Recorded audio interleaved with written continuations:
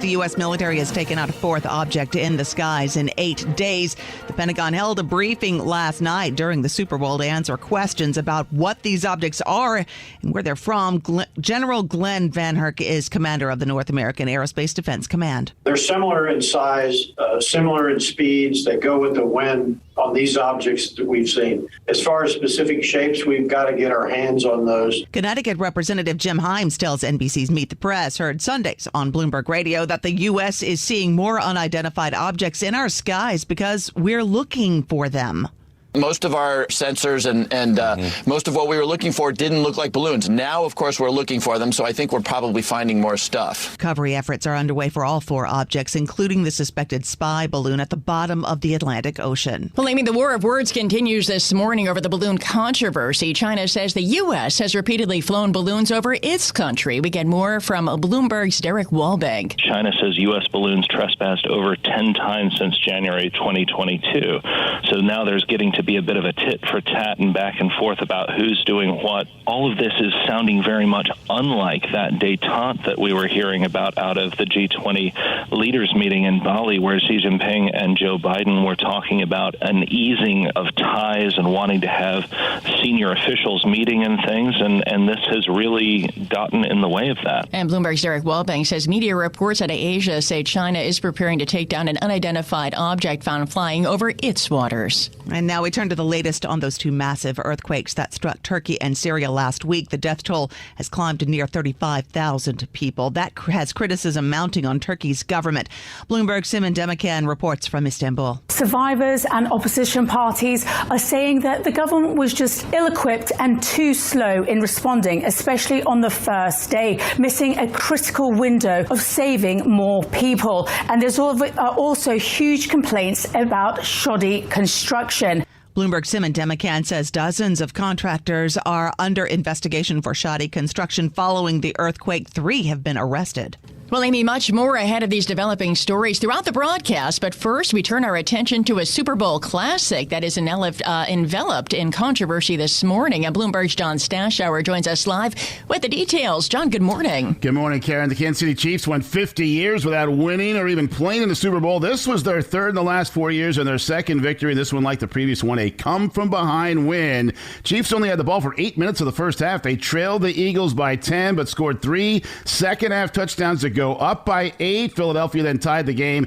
KC won 38-35 on a late field goal, helped by a questionable holding penalty against the Eagles. Patrick Mahomes named Super Bowl MVP. Much more coming up in sports. John Stashower, Bloomberg Daybreak. Amy and Karen? All right. Thank you, John. We're going to have more on last night's game coming up in our sports report. But first, we turn to markets. Futures are mixed following the worst week for stocks since December. Morgan Stanley strategist Mike Wilson says there's more selling ahead. Wilson sees the S&P 500 ending the year at 3,900, down nearly 5% from current levels. He says stocks will fall as earnings estimates come down before rebounding in the second half. Well, Amy, a catalyst for stocks this week could come tomorrow with the release of a key inflation report. Fed officials have been warning Wall Street not to get carried away about a quick drop in inflation. And Bloomberg economics correspondent Michael McKee says tomorrow's report will likely prove their point. The CPI report out Tuesday morning is forecast to show a big jump in headline inflation during the month, in part because of oil prices. Core expected to be unchanged, but both will be affected by a reweighting of sectors within the CPI to better reflect what people are actually spending on. The annual inflation rate will go down, but to the Fed, the most recent data matters the most. The other major data point for the week is Wednesday's release on retail sales for January. The forecast is for a big rebound after a December decline. Both numbers likely reinforcing the Fed's argument for more rate hikes ahead. Michael McKee, Bloomberg Daybreak. Thanks, Mike. Elsewhere on Wall Street, the boss at Goldman Sachs says he should have slashed jobs sooner. Let's get those details live with Bloomberg's Steve Rappaport. Good morning, Steve. Good morning, Amy and Karen. David Solomon says he should have followed his gut when it comes to job cuts. In a private meeting with hundreds of Goldman's partners, Solomon lamented he was too slow in reducing the workforce as the environment was growing more complicated in the second quarter last year. That's according to a report in the Financial Times. Goldman Sachs slashed about 3,200 jobs last month following a larger than expected spike in expenses and plumbing revenue and profit. Live in New York, I'm Steve Rappaport, Bloomberg Daybreak. All right, Steve, thank you. And again, futures are little change this morning, at least S&P and Dow futures. NASDAQ futures are higher, up 0.25% or 30 points. The DAX in Germany is up 0.25%. The 10-year Treasury down 1/32, yield 3.73%. The yield on the 2-year, 4.53%. And NYMEX crude oil is down 1 1/3%. Straight ahead, we have your latest local headlines, plus a check of sports. And this is Bloomberg. Thank you. 44 degrees in New York. Clouds give way to sunshine. Temperatures will stay mild for February. We're going up to 55 today with clear skies tonight, down to 35. Sunshine and breezy tomorrow, going up to 50. Time now to look at some of the other stories making news in New York and around the world. For that, we're joined by Bloomberg's Michael Barr. Good morning, Michael. Good morning, Amy. A jury today will begin considering whether an Islamic extremist should be sentenced to death for killing 8 people on a New York City bike path. Sayfullah Saipov was convicted last month in the 2017 attack in which he mowed down bicyclists with a truck. The same jury that found Saipov guilty will now hear from additional witnesses in the trial's penalty phase. The Philippines has accused a Chinese Coast Guard ship of hitting a Philippine Coast Guard vessel with a military-grade laser and temporarily blinding some of its crew in the disputed South China Sea. The Philippine official says it's the first time China has used lasers and caused injury to Filipino personnel. Senate Majority Leader Chuck Schumer continued to call on House Speaker Kevin McCarthy to publicly present the Republicans' budget proposal over the debt ceiling battle. Senator Schumer says if he's prepared to hold the country's financial future hostage by refusing to raise the debt ceiling, he should be open about what these Republican demands for the country's budget are. He wants to attach certain spending cuts to do this. A, where is your plan, Mr. McCarthy? He says he wants cuts. We ask him which ones. He won't say any. Meanwhile, Republican Representative James Comer says that Social Security and Medicare will not be among those cuts and slams Democratic leaders for claiming they would be. And when you get to the point to where we are now, where we've got to make cuts, it's a lot tougher. We're not going to cut Social Security or Medicare. We've been very clear about that. It's very disappointing that the president and Chuck Schumer would continue to try to scare seniors. Representative Comer and Senator Schumer spoke on ABC's This Week, which can be heard Sundays on Bloomberg. New York City is bustling with office workers again, but the in-person work week has shrunk to Tuesday, Wednesday, and Thursday. New data on in-person work and analyzed by Bloomberg News shows Manhattan workers are spending at least $12.4 billion less a year due to about 30% fewer days in the office. Global news, 24 hours a day, powered by more than 2,700 journalists and analysts in over 120 countries. I'm Michael Barr. This is Bloomberg, Amy. In the past 8 days, the U.S. military has shot down 4 unidentified objects in North American airspace. And now China says U.S. balloons are flying illegally or have been flying illegally in China's airspace at least 10 times in the past year. Let's get more on all of this from Bloomberg News managing editor Derek Walbang in Singapore. Derek, it is a pleasure to talk to you. Thanks so much for taking the time with us. Oh, thank you so much for having me. Let's just start right away. The response from China, 10 U.S. balloons at minimum in the past year. Tell us about that.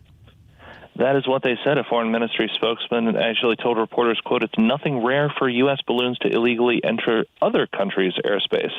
They added that the U.S., quote, "needs to reflect upon itself and change its wrong practice." This is a sort of response about, you're mad, you're worse, you're doing it too, sort of. That I guess one might say a playground style back and forth, but it's really clear that the balloons or whatever is going on is limiting that détente between the U.S. and China that you saw come out of the G20 in Bali in November.